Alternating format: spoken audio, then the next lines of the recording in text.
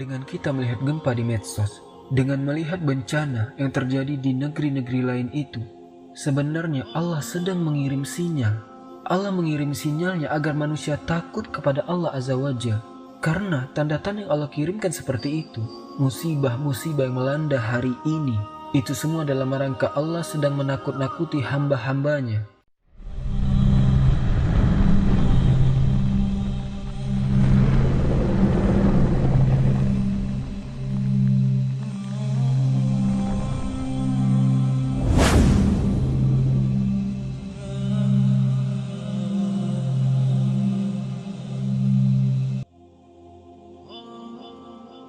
A'udzubillahi minasyaitonirrajim. Bismillahirrahmanirrahim. Assalamualaikum warahmatullahi wabarakatuh. Alhamdulillahi wahda, wassalatu wassalamu ala rasulillah. Sahabat Kari Channel, rahimakumullah. Ada apa dengan dunia ini? Karena akhir-akhir ini dunia sedang dilanda bencana. Kita dengar pada hari Jumat malam, tanggal 8 bulan September tahun 2023, kita melihat di berita terjadi gempa dahsyat yang mengguncang Maroko sampai merenggut nyawa lebih dari 2000 jiwa. Bahkan yang tertimpa puing-puing itu juga belum diketahui, bisa lebih dari 2000 jiwa. Kemudian selang beberapa hari setelahnya, kita juga mendengar banjir yang sangat besar, yang sangat dahsyat yang melanda Libya. Luas banjir sekitar 3,2 km.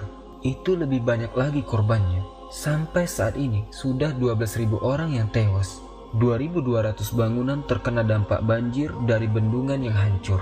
Itu yang diketahui, mungkin bisa bertambah setiap harinya. Sehingga kita perlu mengetahui ada apa sebenarnya. Karena kan dua negara ini, baik Maroko ataupun Libya dan sekitarnya, kan mereka negara muslim. Ikhwatal iman rahimani wa rahimakumullah. Maka pada hari ini kita akan petik sebuah pelajaran. Jangan kita katakan itu kan jauh di Maroko atau jauh di Libya sana. Karena kita pun pernah merasakan seperti tsunami di Aceh, gempa di Jogja, dan di daerah-daerah yang lainnya yang ada di Indonesia. Bencana yang mirip dengan mereka rasakan hari ini. Libya saja sampai minta bantuan ke negara lain. Jadi ikhwata, kita hanya bisa mendoakan mereka. Semoga Allah Subhanahu wa Ta'ala merahmati orang-orang yang meninggal, dan Allah beri kesembuhan kepada orang-orang yang terluka. Dua peristiwa besar yang sedang viral di sosial media dan pemberitaan. Itu dua-duanya terjadi di malam hari. Dan begitulah Allah Subhanahu wa Ta'ala apabila mengirim sebuah bencana, itu rata-rata di malam hari. Dan itu disebutkan dalam surah Al-A'raf. Allah Subhanahu wa Ta'ala mengatakan, Afa amina ahlul qura ayatiyahum ba'suna bayata wa hum naimun. Apakah penduduk negeri itu merasa aman dari kedatangan siksa kami kepada mereka di malam hari, di waktu mereka sedang tertidur? Wa amina ahlul qura ayyatiyahum ba'suna duha wa hum yal'abun. Apakah penduduk-penduduk negeri itu merasa aman dari siksa-siksa kami kepada mereka di waktu sepenggal naik ketika mereka sedang bermain-main? Afa aminu makarallah fala ya'manu makarallahi ilal qaumul khasirun. Maka apakah mereka merasa aman dari azab Allah yang tidak terduga-duga datangnya? Dan tidaklah yang merasa aman dari azab Allah kecuali orang-orang yang rugi. Maka dari sini ada pelajaran besar. Kenapa kemudian kita disuruh untuk menghidupkan malam hari dengan berzikir kepada Allah Azza wa Jalla? Sebelum tidur kita berdoa, berzikir, berwudu. Karena tidak tahu apa yang akan terjadi di malam hari. Makanya kan Al-Quran sudah membimbing kita agar kita berlindung pada malam hari. Bahaya itu ikhwata datang rata-rata pada malam hari. Allah Subhanahu wa Ta'ala mengatakan, Qul a'udzu birabbil falaq min syarri ma khalaq wa min syarri ghasyikin idza waqab. Kita berlindung dari Rabb pemilik falak subuh. Dari apa? Salah satunya dari ghasyik, dari malam hari apabila sudah menutup dengan gelapnya. Karena malam hari ini malam bahaya. Banyak bahaya-bahaya yang mengancam kita.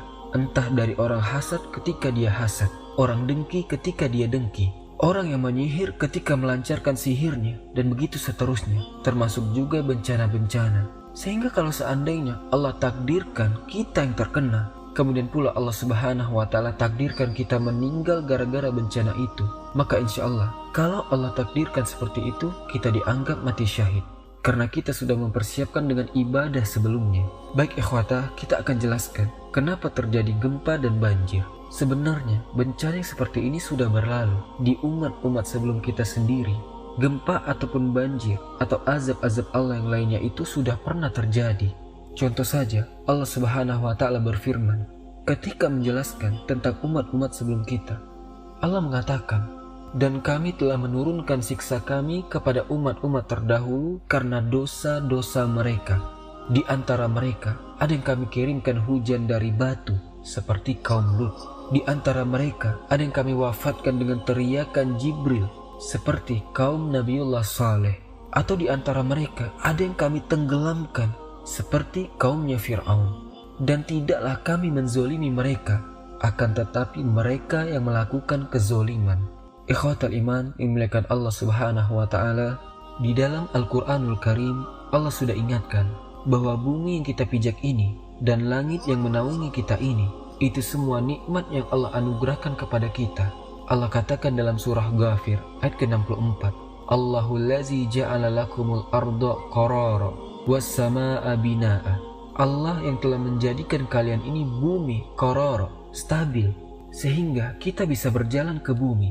Al-Imam Ibnu Qayyim rahimahullah ta'ala mengatakan, jadi ketika Allah Subhanahu wa Ta'ala kemudian menjadikan bumi ini stabil, kita bisa berjalan di atas, bisa istirahat di atasnya, mencari rizki di atasnya. Kemudian tiba-tiba Allah Subhanahu wa Ta'ala cabut nikmat itu. Tiba-tiba Allah letuskan gunung, Allah gempakan bumi, Allah luapkan air, dan begitu seterusnya. Ikhwatal iman rahimani wa rahimakumullah. Yang ingin saya bahas adalah kita akan mengambil hikmah, pelajaran dari peristiwa-peristiwa ini. Yang pertama pelajarannya, mengakui kebesaran Allah, bahwa Allah itu maha hebat, maha berbuat sekehendaknya. Jadi kejadian gempa dalam minggu-minggu ini di Maroko, kemudian banjir bandang besar di Libya sampai menelan korban ribuan jiwa. Bagi kita yang menyaksikan di sini, hendaklah tertanam pada hati kita bahwa betapa besarnya Allah, betapa maha kuasanya Allah bisa berbuat dengan sekehendaknya. Daerah-daerah yang tidak diperkirakan terjadi gempa, rupanya terjadi gempa. Daerah yang tidak diperkirakan oleh manusia tidak terjadi banjir bandang yang sangat besar, rupanya terjadi banjir bandang yang mengakibatkan banyak yang meninggal. Dari sini Allah Subhanahu wa Ta'ala berfirman dalam surah Al-An'am ayat ke-65, "Qul huwal qadiru ala an yab'asa 'alaikum azaban min fawqikum aw min tahti arjulikum aw yalbisakum siya'an wa yuziqu ba'dakum ba'sa ba'din unzur kaifa nusarriful ayati la'allahum yafqahun." Allah Subhanahu wa Ta'ala mengingatkan kebesarannya kepada kita. Dialah Allah yang berkuasa untuk mengirimkan azabnya kepada kalian dari atas kamu atau dari bawah kakimu. Dari atas mungkin berupa hujan, angin, dan yang semacamnya, atau dari bawah kita, gempa, tsunami, air lautan diluapkan ke daratan. Dan di sini Allah mengatakan dialah yang berkuasa untuk itu, mengirimkan azab kepada kamu dari atas kamu atau bawah kakimu, atau dia mencampurkan kamu dengan golongan-golongan yang saling bertentangan dan merasakan sebagian kamu keganasan sebagian yang lainnya. Perhatikanlah betapa kami mendatangkan tanda-tanda kebesaran kami silih berganti. Untuk apa? Agar mereka memahami bahwa di sana ada Tuhan, di sana ada Allah yang maha berkehendak kepada kita kapanpun dia mau, dan kepada siapapun dia akan mengirimkan bencananya tanpa memandang kepada makhluknya. Makanya Allah Subhanahu wa Ta'ala mengatakan, sudah merasa amankah kalian bahwa dia, maksudnya yang di langit, Allah Subhanahu wa Ta'ala, tidak akan membuat kamu tertelan bumi ketika tiba-tiba terguncang. Siapa yang merasa aman? Tidak boleh kita merasa aman. Sewaktu-waktu Allah bisa menggulung kita dengan gempa. Maka ini yang pertama, mengakui kebesaran Allah, bahwa Allah maha berbuat sekehendaknya. Kemudian yang kedua, langit dan bumi itu dua-duanya adalah tentara Allah. Mereka akan taat kepada perintah yang menciptakannya. Allah Subhanahu wa Ta'ala berfirman dalam surah Fussilat ayat 11, "Tsumma stawa ilas sama'i wa hiya dukhan faqala laha walil ardi tiya tau'an aw karhan qalata ataina ta'iin." Kemudian dia menuju kepada penciptaan langit dan bumi. Kemudian Allah Subhanahu wa Ta'ala berfirman kepada langit dan bumi, datanglah kamu keduanya menurut perintahku, suka ataupun terpaksa. Maka langit dan bumi mengatakan, kami siap datang kepadamu ya Rob dengan suka hati. Dari sini kita tahu bahwa langit sudah siap dengan perintah Allah kapanpun langit dijatuh-jatuhkan. Bintang-bintang, meteor-meteor, galaksi-galaksinya sudah siap. Bumi kapanpun Allah perintahkan untuk gempa, untuk tsunami. Kalau Allah sudah perintahkan, maka iza aroda syai'an an yakula lahu kun fayakun. Pasti terjadi. Maka ini yang kedua. Ingat bahwa bumi dan langit itu adalah tentara Allah. Kemudian yang ketiga, dari peristiwa banjir hebat ini yang memakan korban ribuan jiwa ini, menunjukkan manusia itu makhluk yang lemah. Mereka tidak bisa mempertahankan diri dari gempa. Mereka tidak bisa mempertahankan diri dari banjir yang sangat besar. Kita ini manusia makhluk lemah di hadapan Allah. Makanya Allah mengatakan, dan kami ciptakan manusia itu bersifat lemah. Karena buktinya, mereka tidak bisa secanggih apapun Jepang membuat peralatan supaya tidak terjadi musibah. Terjadi juga kepada mereka dan alatnya tidak berfungsi. Karena yang mereka lawan itu bukan tsunami, bukan gempa, bukan banjir. Yang mereka lawan itu Allah Subhanahu wa Ta'ala. Mereka sedang menentang Allah, melawan Allah. Siapa yang bisa menang melawan Allah Subhanahu wa Ta'ala? Di dalam Al-Quran, Allah mengatakan, sesungguhnya Allah menahan langit, menahan bumi, supaya jangan lenyap. Dan sungguh jika keduanya lenyap, tidak ada seorang pun yang dapat menahan keduanya. Siapa yang bisa menahan kalau seandainya bumi atau langit ini lenyap? Tidak ada yang bisa, kecuali Allah Subhanahu wa Ta'ala. Kalau kita sudah tahu manusia ini makhluk yang lemah, maka kenapa kita menjadi sombong di hadapan Allah? Siapa kita dengan Allah Azza wa Jalla? Ini yang ketiga. Yang keempat, bersegeralah kembali kepada Allah, bertaubat. Kita yang tidak terkena musibah, banyak-banyak istighfar. Karena Allah Subhanahu wa Ta'ala mengatakan dalam Al-Quranul Karim, Allah katakan, aku katakan perbanyaklah istighfar kepada Rabb kalian, karena Dia Zat yang Maha Pengampun. Dengan itulah Allah akan hujani kalian. Dengan itulah Allah akan berikan harta dan anak-anak kepada kalian. Dengan itu kami tumbuhkan kebun-kebun dan hutan-hutan. Dengan itu kami alirkan air-air. Sampai-sampai di dalam Al-Quranul Karim Allah mengatakan, sesungguhnya Allah tidak akan mengazab sebuah kaum, sementara engkau wahai Muhammad berada di tengah-tengah mereka. Dan Allah tidak akan mengazab sebuah kaum selama kaum itu banyak-banyak beristighfar. Artinya di sini ada dua keamanan. Kalau kita ingin aman dari azab Allah Subhanahu wa Ta'ala, maka harus ada di tengah-tengah kita itu seorang nabi yang masih hidup. Tapi Nabi SAW sudah meninggal. Artinya keamanan pertama sudah dicabut. Berarti sisa keamanan kedua. Apa itu? Istighfar. Kalau kita masih memperbanyak istighfar, bertaubat kepada Allah Subhanahu wa Ta'ala, berarti kita masih ada rasa aman dari azab Allah Subhanahu wa Ta'ala. Maka perbanyaklah kembali kepada Allah. Wasyari'u ila maghfiratin min rabbikum. Bersegeralah mencari ampunan dari Allah dan juga memperbanyak istighfar. Karena dengan itulah insya Allah, mudah-mudahan Allah tidak sampai mengirim azabnya kepada kita. Ini yang keempat. Kemudian yang kelima, hikmahnya juga adalah memperbanyak doa. Karena doa itu adalah salah satu yang bisa menolak takdir Allah. Rasul katakan, la yaruddul qadar illa bid-du'a. Tidak ada yang bisa menolak takdir kecuali doa. Maka banyak-banyak berdoa kepada Allah, agar jangan sampai kemudian musibah yang menimpa saudara-saudara kita yang ada di Maroko, di Aljazair, di Libya juga menimpa kita di sini. Minta kepada Allah, karena doa itu akan sangat bermanfaat bagi seorang mukmin. Karena doa itu adalah senjatanya orang mukmin. Karena doa ini banyak keajaiban di dalamnya. Salah satu fungsi doa itu, Allah mengijabah doa itu ada yang sifatnya. Terkadang Allah tidak mengijabah doa kita, permintaan kita, tapi Allah hindarkan kita dari bahaya. Yang kalau seandainya bahaya itu menimpa kita lebih besar dibandingkan permintaan kita kepada Allah Subhanahu wa Ta'ala. Itulah fungsinya kita berdoa. Ya terkadang kita doa minta rezeki Allah tidak kasih, tetapi Allah jauhkan kita dari mara bahaya.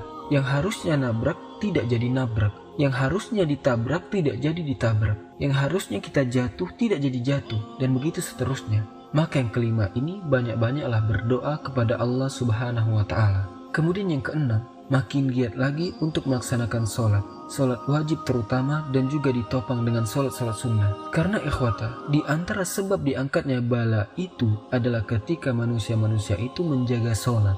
Dan itu disebutkan di dalam hadis Abu Darda dan Abi Dzar Al-Ghifari radhiyallahu anhuma. Nabi SAW mengatakan, di mana Allah berfirman dalam hadis qudsi, Ibnu Adam, irka'li arba'a ruka'atin min awwalin nahar akfika akhirahu. Wahai anak Adam, rukuklah untukku dengan 4 ruku, maksudnya sholat duha. Akfika akhirahu, maka satu hari itu Allah akan jamin, Allah akan jaga kita dari pagi sampai sore. Itu sholat sunnah. Bagaimana sholat wajib? Sholat sunnah saja sudah sedemikian hebatnya. Sholat duha saja sudah bisa membuat perlindungan bagi kita. Dan Allah akan menjaga setiap orang yang melaksanakan sholat duha satu hari itu. Ini yang keenam. Kemudian yang ketujuh, segera bersedekah. Karena salah satu yang bisa mengangkat bala adalah sedekah. Perbuatan-perbuatan baik, bersedekah dan semacamnya, itu bisa menolak bala. Bencana tidak pernah mendahului sedekah. Dalam riwayat At-Tirmizi dan lainnya, Rasulullah SAW bersabda, sesungguhnya sedekah benar-benar memadamkan kemurkaan Allah dan menghindarkan dari kematian yang buruk. Kemudian yang nomor 8, tidak boleh mengatakan bahwa musibah adalah kejadian biasa, kejadian alam. Ingat bahwa musibah itu datang dari Allah. Adapun istilah bergesernya lempengan, istilah orang-orang peneliti gempa dan yang semacamnya itu hanya sebab saja. Yang menciptakan gempa itu Allah Azza wa Jalla. Kemudian yang nomor 9, bencana terkadang membawa rahmat. Rahmat bagi siapa? Rahmat bagi orang-orang yang beriman, tetapi menjadi azab bagi orang-orang kafir. Kenapa demikian? Sebab ikhwata, kita melihat hadis tentang para syuhada, orang-orang yang mati syahid. Orang-orang yang mati syahid ini kan tidak dibatasi dengan orang yang mati dalam peperangan. Kalau itu dikategorikan syahid, sedikit sekali orang yang mati syahid. Karena sedikit sekali orang yang bertempur. Tapi Nabi ingin meluaskan makna syahid itu. Termasuk orang yang tenggelam dikatakan syahid. Termasuk orang yang terkena reruntuhan dikatakan syahid. Termasuk orang yang meninggal dengan sakit perut dikatakan syahid. Membela harta dikatakan syahid. Tapi dengan catatan, orang yang mati karena reruntuhan gempa, kemudian tenggelam dengan adanya banjir, dia adalah orang yang ahli ibadah, ahli sholat, ahli puasa, ahli zikir. Mereka orang baik. Kalau seandainya Allah Subhanahu wa Ta'ala pilihkan kematian orang baik dengan cara seperti itu, berarti itu syahid bagi dia. Tetapi kalau dia meninggal di atas kemaksiatan, lagi maksiat terus datang gempa dan mati, lagi berzina kemudian datang tsunami dan mati, maka itu tidak mati syahid, itu mati konyol namanya. Jadi bencana adalah rahmat bagi orang-orang yang beriman dan juga azab bagi orang-orang kafir. Kemudian yang nomor 10, bahwa didatangkan tanda-tanda seperti itu dengan kita melihat gempa di medsos, dengan melihat bencana yang terjadi di negeri-negeri lain itu. Sebenarnya Allah sedang mengirim sinyal. Allah mengirim sinyalnya agar manusia takut kepada Allah Azza wa Jalla. Karena tanda-tanda yang Allah kirimkan seperti itu, musibah-musibah yang melanda hari ini, itu semua dalam rangka Allah sedang menakut-nakuti hamba-hambanya. Makanya Allah mengatakan di dalam Al-Quran, surah Al-Isra ayat ke-59, wa ma nursilu bil ayati ila takhfifa. Dan kami tidak memberi tanda-tanda dengan banyaknya bencana itu, melainkan untuk menakut-nakuti hambanya. Kemudian ikhwata yang ke-11, gempa, banjir, angin dan yang semacamnya adalah tanda dari tanda-tanda alamat kiamat kecil. Kemudian zaman yang begitu cepat berlalu juga menjadi tanda kiamat. Kita rasakan hari ini, waktu cepat sekali berlalu. Itulah tanda-tanda kiamat. Jadi gempa dan banjir itu tanda-tanda kiamat kecil. Artinya apa? Berarti mengingatkan akan tanda-tanda kiamat besar. Kalau sekarang ikhwata, gempa itu mungkin hanya di Maroko dan Libya saja. Tapi nanti pada hari kiamat satu dunia akan Allah gempakan. Ini yang ke-11. Kemudian yang ke-12, yang difahami bahwa gempa ini menunjukkan bahwa dunia ini tidak ada harganya. Sehingga orang jangan sampai terpaut hatinya dengan dunia berlebihan. Karena dunia ini fana. Lihat ketika terjadi bencana di Libya dan Maroko.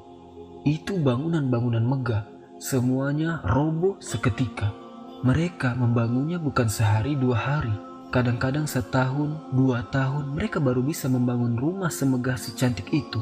Tapi kalau Allah mau, sekejap saja itu bangunan dirobohkan. Mobil-mobil mewah bergelimpangan jadi rongsokan besi tua, tidak bisa dipakai. Padahal untuk belinya itu kita harus mengumpulkan uang banyak. Tapi lihat kalau Allah mau, sebentar saja Allah jadikan mobil mewah itu jadi bangkai besi tua. Tidak ada gunanya. Dari sini kita tahu dunia ini tidak ada harganya di hadapan Allah. Makanya kenapa Allah ciptakan bumi itu hanya sesaat, 2 hari saja.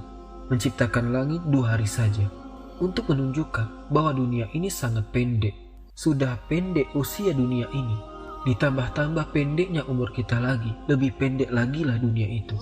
Misal ada yang hidup di dunia 40 atau 50 tahun. Berarti bagi dia dunia itu hanya 50 tahun saja. Kalau ada yang pas baru lahir udah meninggal, maka lebih pendek lagi. Belum merasakan dunia sudah meninggal. Kalau kita sudah tahu hakikat dunia ini pendek, hakikat dunia ini fana, yang mudah hilangnya, lalu kenapa kita pautkan dengan teramat sangat kuat dengan dunia? Dunia itu hanya 2 perkara. Mungkin dunia yang meninggalkan kita, atau kita yang meninggal dunia. Contoh dunia yang meninggalkan kita, seperti kena tsunami. Orangnya masih hidup, tetapi hartanya habis, mobilnya habis, bangunannya habis. Dunia yang meninggalkan kita. Atau bangunannya bagus, mobilnya bagus, tanahnya luas, rekeningnya gendut, tetapi kita yang meninggal dunia. Cuma 2 ini saja di dunia ini. Karena sehebat apapun manusia itu harus meninggalkan dunia. Sesombong apapun manusia itu harus meninggalkan dunia. Setinggi apapun jabatan di dunia, mereka akan meninggalkan dunia. Dari sini kita tahu bahwa dengan nampaknya ada banjir, ada gempa yang meluluh lantakkan bangunan-bangunan itu, menunjukkan dunia ini tidak ada harganya. Sehingga jangan sampai orang itu terpaut hatinya lebih dengan dunia, karena tujuan kita ini bukan di dunia. Kata Nabi SAW kepada Ibnu Umar radhiyallahu anhu, jadilah di dunia itu orang asing atau orang yang sedang safar. Orang safar itu kalau melintasi sebuah negeri, dia tidak akan lama. Dia akan cepat untuk sampai ke tujuan. Tujuan kita bukan dunia, tujuan kita akhirat. Sehingga dunia itu hanya tempat persinggahan dan tempat safar saja. Kemudian yang terakhir ikhwata, yang ke-13. Musibah gempa ini mengingatkan kepada kita bahwa Allah Subhanahu wa Ta'ala bisa saja sewaktu-waktu mengirimkan azabnya kepada kita. Maka jangan pernah merasa aman dari azab Allah. Jangan pernah merasa aman dari siksa Allah. Allah bisa saja kapanpun, dalam kondisi apapun kita, Allah akan mengirimkan bencananya. Tidak bencana besar seperti tsunami, gempa, ataupun banjir. Boleh jadi kita habis dengerin video ini. Siapa yang tahu kita bisa selamat sehabis ini? Tidak ada yang tahu. Semua atas izin Allah Subhanahu wa Ta'ala. Kita hanya berdoa mudah-mudahan kita bisa selamat. Karena kematian orang itu tidak ada yang tahu. Inilah pentingnya persiapan itu. Wa tazawwadu fa inna khairaz zadi taqwa. Berbekalah kalian, dan sebaik-baik bekal adalah takwa. Takwa kepada Allah. Dan inilah 13 pelajaran yang bisa kita petik dari bencana besar yang melanda saudara-saudara kita yang ada di Maroko dan Libya atau Aljazair. Semoga menjadi perhatian untuk kita semua untuk tetap waspada, tetap tingkatkan kembali ibadah kita kepada Allah Azza wa Jalla, dan memperbanyak berdoa yang bisa menjauhkan kita dari mara bahaya. Wallahu alam, semoga ada manfaatnya. Mohon maaf atas kekurangannya. Subhanakallahumma bihamdika, asyhadu an la ilaha illa anta, astaghfiruka wa atubu ilaik. Assalamualaikum warahmatullahi wabarakatuh.